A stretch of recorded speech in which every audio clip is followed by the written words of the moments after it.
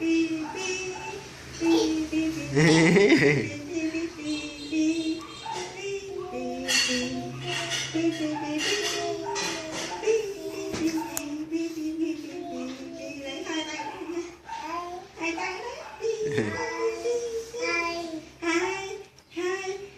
thì em gật gù nữa, em gật gù.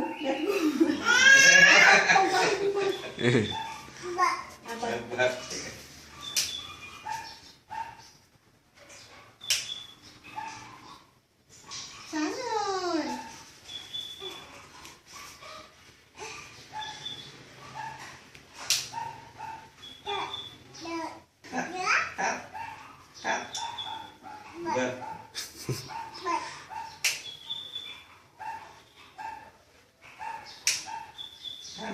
Cười cái bé tỏa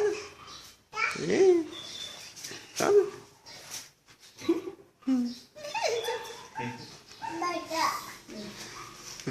Bé nói gì chứ?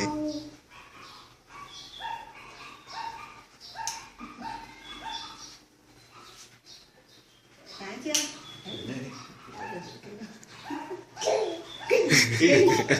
Nhưng mà kinh quá. tắt đi. Tắt rồi. Tắt rồi. Con múa đi để chụp ảnh. Múa. Em muốn.